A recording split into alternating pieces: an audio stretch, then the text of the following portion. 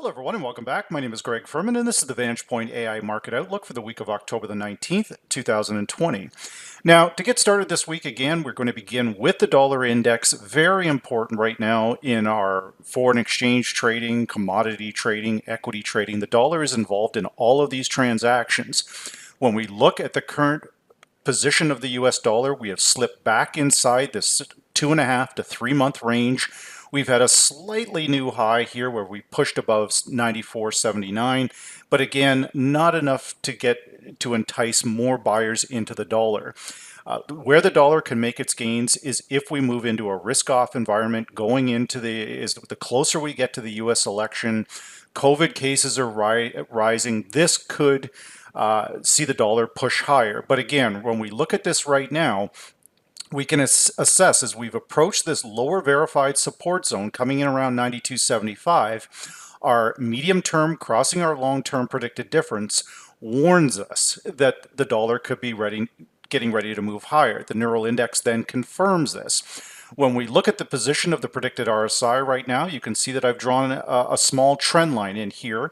Again, a very infamous reverse check mark here where we've broken above the 60 level only to turn around and slip below it. Again, this resistance area here, there is just not enough buyers for the US dollar. Again, the dollar has had a decent week, don't get me wrong, but for now, it still appears to be corrective in nature. We would be looking for a break. At the immediate break right now would have to be about the 94 level, but at this most recent high at the 94.79 level is really the area that we need to break above. Now, gold continues to consolidate as the dollar does. Now, gold is having trouble making a push one way or the other. We're getting all tangled up around this VantagePoint T-cross long at 1910. So any longs up here, it would be advisable to take profit on your trades here, guys, because again, we're just moving sideways in a broader channel, and this is what a lot of traders miss. They think that the market is trending because gold has had a big move up, that it's still trending. Well, it could be argued that yes, it is, but it's struggling up here. So longs are still very viable, but we should be taking profit in our trades. We don't want to get caught up here at these levels, but we also don't want to be aggressive sellers when we look at basically what's going on again with the US election. We've got COVID. All of this should keep gold relatively firm, but we would like to see it get back up above 1910 and stay above this level.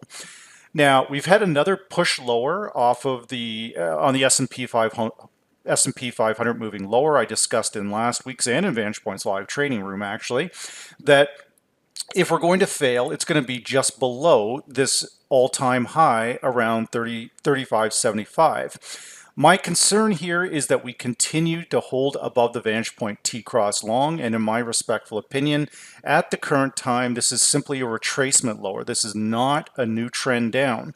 We can see that we've had a full retracement back to a very clear identified verified support low at 31.94, only to rally all the way back up to 35.33. Now, yes, we did not make a new high. One could argue we've made a lower high and it's getting ready to move lower. But again, we must break down below this T-cross long to signal a complete trend shift. If we click on our F8 right now, using the predicted moving average by itself, you can see that we're struggling to close below this blue line. Now, we've closed slightly below the VantagePoint predicted moving average, the long predicted at 34.72, but we must stay below this level. And again, also break down below that T-cross long before we see a complete shift. And we all know how it simply has not worked out. Shorts have been very, very difficult. So again, if we see the volatility and leading up to the US election, and if the COVID cases continue to increase globally, that would move us to a risk-off scenario, and that would likely be the trigger that sends the S&P lower. Now, light sweet crude oil, obviously a leading indicator also for the S&P 500. We can see we're really moving sideways in this chop.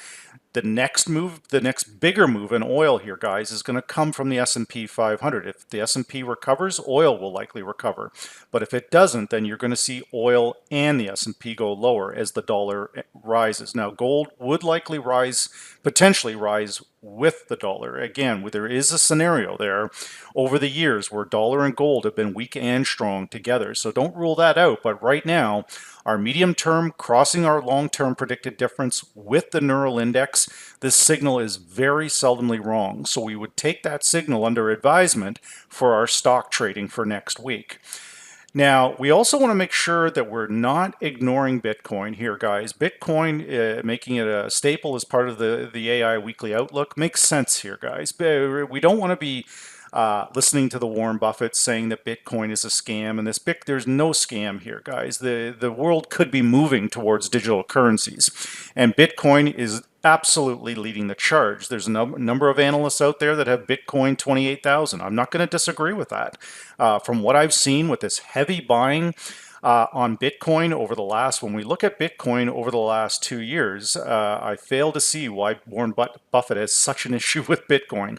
Because again, clearly, this is a very, very strong buy on dips here. So at the current time, going into next week, when we look at Bitcoin a little closer, we are struggling up here, absolutely.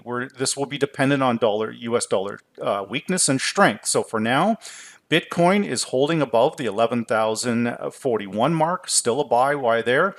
I will concede, I would not ignore this signal. The medium term crossing the long term predicted difference is telling us we're going to correct lower, and we should expect some US dollar strength next week. Now, again, I think that that's a very good opportunity, buying opportunity, if we can get a move lower. The first level we would look at would be that 11,041 mark. But this verified support low down around 10,533 is definitely the area that has my current attention. Now, when we go into some of our Forex pairs here, guys, again, the Forex market is highly correlated to the dollar index, to the S&P 500, to gold, to Bitcoin. The global correlations here have never been stronger. So when we look at the euro is going to look for gold to recover and move higher. If gold can move higher, then the euro is going to follow that. Also, the S&P 500. The correlation between the S&P 500 and gold is very, very high right now. So if they both recover, that will benefit the euro. Right now, we have slipped below this to start the week, 117.51. If you're selling this, then you would want to sell as close to this particular level as you could. If we can get above 117.51 and stay above this area, then we are going to move back towards the 118.31. That would be the likely scenario after we get through a couple of days of dollar strength, where we'll watch the medium term crossing the long term predicted difference to guide us. The same thing that would put us into a short trade is the same thing that would put us into a long trade. When this pink line crosses this blue line, we break above the T-cross long, that would trigger longs on the euro. Now, we do have the ECB this week. We've got a number of central banks this week, so we're really going to see what a number of the central banks are going to do with interest rates, but I don't expect anybody hiking anytime soon. The pound dollar we're going to see a lot of volatility here. Brexit is not going well. Old Boris Johnson told the EU to just stay at home unless you're coming here to negotiate. That's not, I don't think, going to help the British pound. So to start the week, we look at the swing high, we've got 130.82. Shorts are favored while we're below 130.82. You can see we've got momentum building. Using a 60-40 split with the RSI, very unconventional way to use this, and a modified predicted RSI using a 9 period will let us see moves quicker. When we're looking for a breakout point here, most people are looking for an overbought or oversold signal, and this is a different way. We're using the RSI based around momentum, not an overbought or oversold signal here. So this momentum is building with the pound dollar. The software is clearly warning us that this support level here, this low, could be getting ready to be breached. Now, the only thing that could stop that, in my respectful opinion, is a severe bout of dollar weakness and, of course, positive news coming out of Brexit. These are fundamentals that we must add to our intermarket technical analysis trading. Very, very important, guys. So when we look at this right now, we will be watching this swing low, 128.46, and I do anticipate that level being tested very early in Monday or Tuesday trading. Now, as we come in and we look closer at the dollar yen, we have no buyers yet. We have some buyers coming in down around this verified support low in the dollar yen. But this pair is predominantly very structurally bearish. It's been bearish for a very, very long time. The last time, well, we've never been at 3,500 on the S&P 500 until more recently. And the best the dollar yen could do here, guys, is about the 106, 107, 108 area. I'm used to trading the dollar yen in the 130 range. So that tells you how much the yen is actually gained against the dollar. So for now, when we look at our T-cross long, we would anticipate some dollar strength next week, but gold will dictate also on this pair.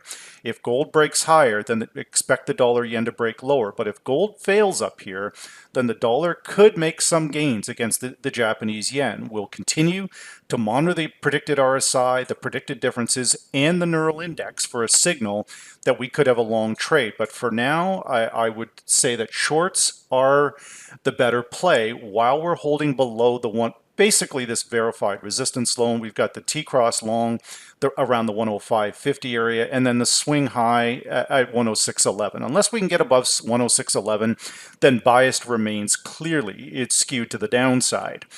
Now, with our three main equity-based currencies, I know that some of the analysts still call these commodity-based currencies, and I'll concede that the Canada does have a high correlation to oil, but the correlation is much higher between the CAD, the Aussie, and the New Zealand to the risk-on or off environment or the S&P 500. So when we look at this right now, the US CAD has come up, banged into this T-cross long 2 days in a row, and it has failed both times. So again, when we look at the medium term crossing the long-term predicted difference, this warned us days ago that this pair was getting ready to reverse higher, but it's understanding when something is moving higher on a new trend or it's simply corrective in nature. This is clearly corrective in nature for now. What we would need in order to continue to buy the US Canadian pair is we must break through 132.22. Now, if we click on our F8 in our software, we can see the blue line, predicted moving average by itself, and how the market, like a moth to a flame, excuse me, continually moves back to it. The further it moves away from it, the more likely it's coming back to it. So right now, 132.39 is the actual, but the predicted moving average is 131.89. If we're going to continue to buy this, we need to hold above this level, guys, and we need to break 132.20 immediately by Tuesday at the latest. So right now, our neural index is looking pretty good, but once again, that infamous reverse check mark as we come up and we approach, we break above 50, and then we try and break above 60 on the predicted RSI, only for it to kiss it and reject it and bounce away from it. We need the RSI above 60 if we're going to buy this, and we need to clear this blue line at 131.89 and again, stay above it. The same, very similar setups here, guys, in Aussie, US, and New Zealand. When we're looking at the Forex market, we've got the Aussie is under pressure, partly because of the RBA, the bank in Australia, but it's just struggling here. So there's a number of warning signs that the S&P could be in trouble here, and the dollar could be getting ready for a reversal. So when we look at this, once again, our T-cross long at 71.55, but this blue line, the predicted moving average by itself, is 71.28. We need to overtake that, and in order for that to happen, the S&P must move higher. The same applies to New Zealand, the exact same here, guys. When we look at this right now, the New Zealand under trouble, but when we look again, you see this reverse check mark here, where basically we've had a hard move down, but then we've stopped and we're trying to retake back above that 40 level. So keep an eye on your predicted RSI. Keep an eye on the key levels. With the New Zealand, when we look at this closer, we can see that we've come, after breaking down below this on Thursday, on Friday, we've come right back up to this blue line, kiss that number at 66.20 to the actual number, and then we have failed and broken down. This is how easy some of these trades can be, and you can allow the market to come to you, where most people, they're chasing prices, they're chasing trades. We don't do that. We can sit back and say, okay, this is, if we're going to sell this, then the market must come as close to 66.20 as possible. This is how one of the best ways of doing it, because you're not chasing something. You're letting your prey come directly to you. You're waiting for it to come to that level. And this can be done with buy and sell limit orders. There's a number of different ways it can be done, but the key part is always know your levels. So with that said, this is the VantagePoint AI Market Outlook for the week of October the 19th, 2020.